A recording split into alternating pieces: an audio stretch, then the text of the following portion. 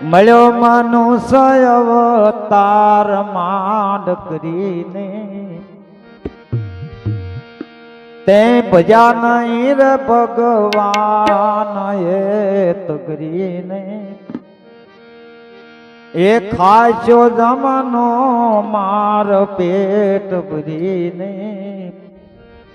એ માટે રામનું નામ સંભાળ ત્યાં ભજન ગાવ ત્યારે ઈકો થોડોક રાખ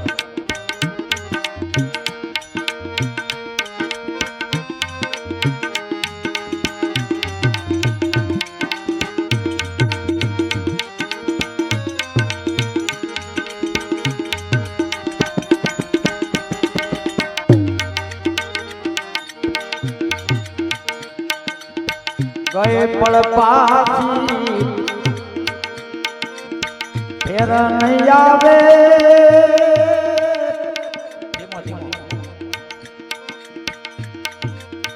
મૂરખ મૂંડકમાં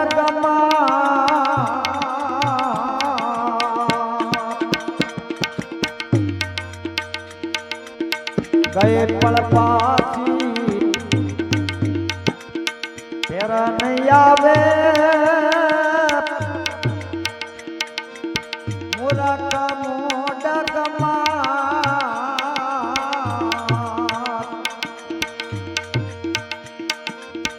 ભાવસાગરની ભૂલવણી માં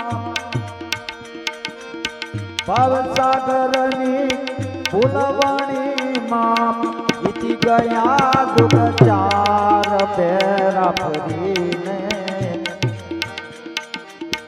તને મળ્યો મનુષ્ય અવતાર માંડ કરીને તે ભજા નહીં રે ભગવાન એ તો કરીને માટે રામનું નામ સંભાળ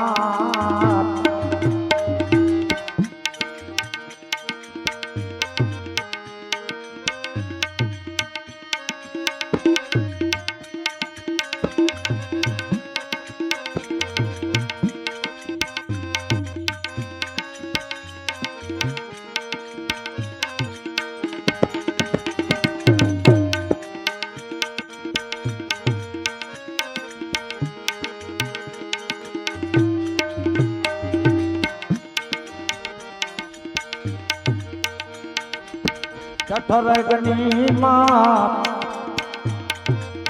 જુગતે રાજો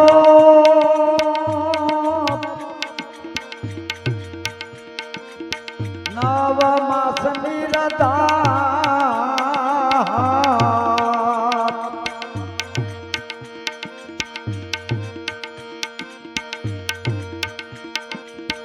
અસ્તુત કીધી અલબેલાની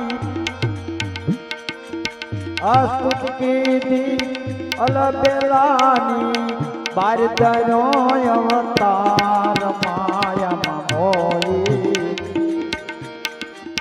બાર દરો અવતાર માયામાં મોઈ તને મળ્યો મનુષ્ય અવતાર માંડ કરીને તે ભજા નહીં રે ભગવાન એ તગરીને માટે રામનું નામ સંભાળ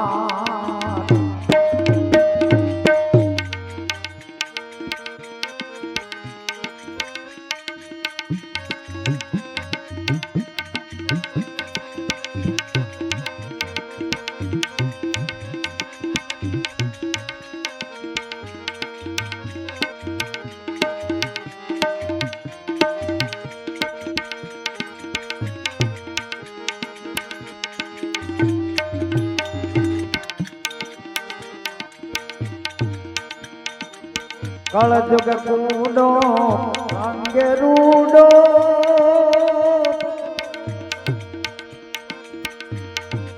કેતાનો આવે રે પા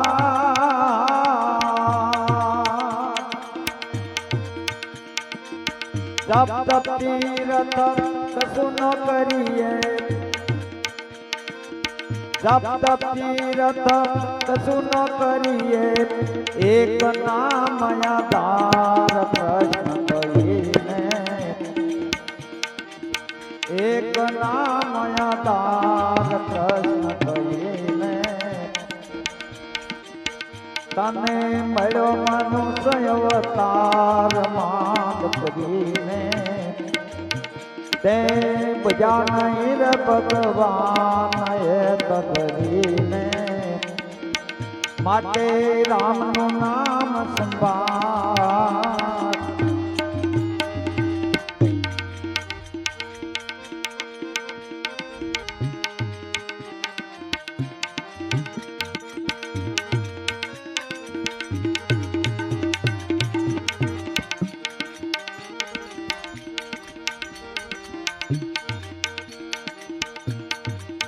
ગુરુ ગમ પાયો મન સમજાયો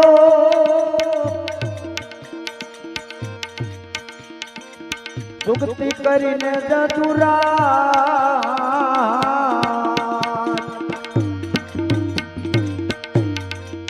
ગંગાદાસ કો જ્ઞાન બતાયો ગંગાદાસ કો જ્ઞાન બતાયો રામદાસ મહારાજ દયા કરીને રામદાસ મહારાજ દયા કરીને તને મળ્યો મનુષ્ય અવતાર માંડ કરીને તે બજા નહીં રે ભગવાન એ તરીને માટે રામનું નામ સંભાળ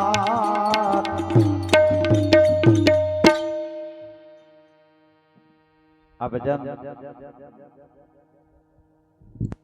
તને મળ્યો મનુષ્ય અવતાર માંડ કરી આ પાદરો નથી મળ્યો માંડ માંડ કરીને મળ્યો છે અને આ અવસર જે મળ્યો છે એ જો ભજન નહીં કરવી અને એમના વિયોજ હશે ને બાપ તો પાછો ફરીથી ક્યારે મળે એ કોઈ નક્કી નહીં માટે ચેતી જાઓ અને જાગી જાઓ સંતો રાત દિવસ ઢોલ વગાડીને કહે છે કે જાગો જાગો જાગો આમ તો બધા જાગેલા છે પણ કે સંસાર સુતો મોહ નિંદમાં જાગીને જોવે નહીં કોઈ આ નાણું લૂંટારા લૂંટી જશે ને તેથી હગું થશે નહીં કોઈ નહીં હગું થાય તમે તમારા જે માન્યા છે જેની વિના તમારે ઘડીક નથી હાલતું એ છેલ્લી ઘડી હારે આવશે નહીં આ હા હા વિચાર તો કરો માટે રામનું નામ સંભાળ માન માન કરીને મનુષ્ય અવતાર મળ્યો એમાં પહેલી કડીમાં ગયે પળ પાછી ફેર નહીં આવે આવું મહાપુરુષોએ કીધું છે એક પળ જે વહી ગઈ એ પાછી નહીં આવે એક જિંદગી વહી ગઈ એ પાછી નહીં આવે એક મુખમાંથી શબ્દ નીકળી ગયો ને એ પાછો નહીં આવે અને એક કમાનમાંથી છૂટેલું તીર પાછું નહીં આવે આ પળ મળે છે મનુષ્ય અવતારની જે પળ તમને મળે છે એને ગંગા સતી માએ તો એમ કીધું પાનભાઈ આ વીજળીનો સમકારો છે હો રામ નામનું મોતી પૂરવું હોય તો પૂરવી લ્યો એમને વીજળીનો સમકારો કીધો અને આ સંતે પળ કીધી એક પળ હો કાશીની અંદર જેથી રોહિદાસ બાપાના આંગણે જેથી કુંડમાં ગંગા ઉભરાણી ને તેથી કાશી નગરના લોકો રોહિદાસ બાપાના આંગણે શરણામત લેવા આવતા એમાં વાત એવી છે કે કાશીના રાજા શરણામત લેવા આવે છે. હથેળીમાં શરણામત આપ્યું. રાજા વિચાર કરે કે ઓહો, હું રાજા અને આના ઘરનું પાણી મારે પીવું. ખાલી દેખાવ કર્યો ને ઓઠે હાથ અડાડ્યો. વિચાર કરજો, ઢોળી નાખ્યું. ભાગ્ય વિના મળે, હાથમાં આવેલું પણ આ પેરણની જે બાં હતી ને એને ડાઘ પડી ગયો. એક દાસી ગાંડામાં ગાંડી એને બોલાવીને કીધું કાલે આ ડાઘ ધોયાય. દાસીએ બહુ મહેનત કરી પણ ડાઘ ગયો. પછી એક દાસીને કહેવત યાદ આવી કે ગમે એવો ડાઘ હોય મોઢામાં સૂસો ને તો વિયો જાય. ક્યાં સૂસવાની વાત કરી? મોઢામાં. સબળભાઈ, કેવી મહાપુરુષો એ વાતો મૂકી. અને એ ડાઘ સૂસ્યો, એક જ ઘૂંટડો અંદર ગયો ને તો એ દાસીને 3 કાળનું જ્ઞાન થયું કે પેલા હું ક્યાં હતી, અત્યારે હું ક્યાં છું, અને દેહ પડ્યા પછી મારે ક્યાં જવાનું છે. આ 3 કાળનું જ્ઞાન એક દાસીને થયું. રામ રામ રામ બોલતી માથે થાળ લઈને હાલી આવે. રાજા અગાસી ઉપર માર્ગમાં નજર કરી, દાસી પેરણ ધોઈને હાલી આવે, રામ રામ બોલતી આવે. રાજાએ વિચાર કર્યો, ગાંડી હતી, રામ રામ બોલતી આવે. ગાંડો માણસ બોલે કે ન બોલે? ગાંડો જ બોલે. હો, કેટલી ભેદમાં વાત. અને ખરેખર એ જ બોલે છે. એટલે રાજાએ નીચે ઉતરી અને દાસીને પૂછ્યું કે હે દાસી, ગાંડી હતી અને રામ રામ બોલે કે બાપુ વાત કરું? કે હા. કે ડાઘ ધોયો ને ડાય પણ આવ્યો. ડાઘ ધોયો ને ડાય પણ આવ્યો. તો મારો વાલો જે સચ્ચિદાનંદ પરમાત્મા છે ને, એ 4 ડાઘ થી પર છે. હો, એને ડાઘ નથી લાગતી. આ શરીર ને છે બધું, ઓલો તો ડાઘ થી પણ પર છે. અને રાજાએ વિચાર કર્યો કે ઓહો, અને પાછા રોહિદાસ બાપાના આંગણે આવી અને આમ કરીને બેહી ગયા કે બાપા હવે મને શરણામત આપો. તેથી રોહિદાસ બાપાએ કીધું કે રાજા, ઈ પળ ગઈ. હવે તો કુંડનું પાણી છે, હવે ગંગાજળ નથી. આ ગઈ પળ પાછી ફેર નહીં આવે. એમ આ અવતારમાં માયામાં રહી અને જો પરમાત્માનું ભજન નહીં કરવી અને કદાચ છેલ્લી ઘડીએ યાદી આવે કે લાઈને હવે ભજન કરું, તો અહીંયા ધીરા બાપાએ કીધું છે કે આગ લાગે પછી કૂવો ગળાવત ભેગું થાય. 80 વર્ષે વર વરવા બેઠો, વરને વરવા બેઠો કે હરીને ઠગવા બેઠો. કેવા સંતોએ પુરાવા આપ્યા. એટલે કીધું કે ગઈ પળ પાછી ફેર નહીં આવે. મૂરખ મૂઢ ગમાર. મૂરખ કીધો, ગમાર એટલે પશુ જેવું. આવા શબ્દ વાપર્યા. પછી કે જઠાર અગ્નિમાં જુગતે રાખ્યો, 9 માસ નિરાધાર. અસ્તુતિ કીધી અલબેલાને, ત્યારે બહાર ધર્યો અવતાર.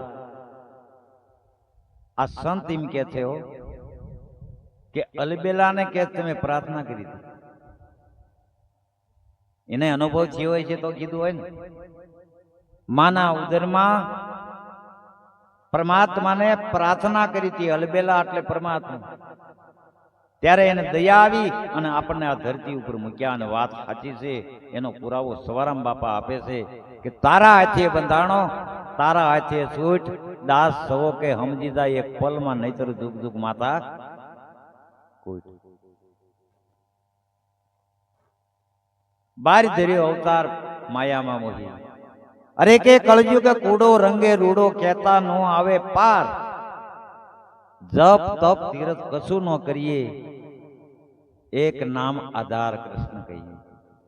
આ કળયુગમાં કદાચ કોઈ જપ નહીં કરીએ કે તપ નહીં કરીએ કે હોમ હવન યજ્ઞ અનુષ્ઠાન નહીં કરી શકે, પણ ખાલી નામ લઈ લો.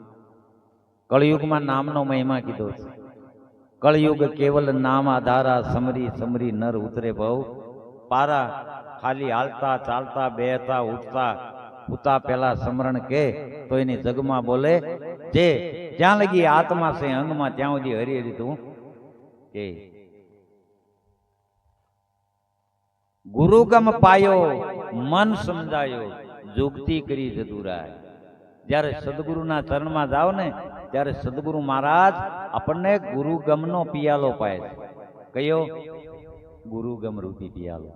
કોઈએ નામનો પિયાલો કીધો, કોઈએ જ્ઞાનનો પિયાલો કીધો, કોઈએ અમર પિયાલો કીધો, પણ આ પિયાલો જ્યારે પીવાય, રવિ સાહેબે પિયાલો કીધો, સવારામ બાપાએ પિયાલાની વાત કરી, દાસી જીવણે પિયાલાની વાત કરી, અનેક સંતોએ આ પિયાલાની વાત કરી. આ પિયાલો જ્યારે જુગતી કરી અને સદગુરુ ગુરુગમનો પિયાલો પાય, હવે જુગતી કોને કહેવાય ઈ જાણવા જેવી છે. અને જાણવી હોય તો જાણી લેજો. આ જીવન મળ્યું છે ને ત્યાં જુગતી જાણી લેજો. ગંગા સતીએ જુગતી ઉપર એક આખી વાણી લખી. જુગતી જેને જાણે ને એને બધું છેટો આવી ગયો. ઈ જુગતી માટે તેમ થઈ ગયો હોય તો થઈ ગયું ને તેમ, કાંઈ વાંધો નહીં. બોલો સદગુરુ મહારાજ કી જય.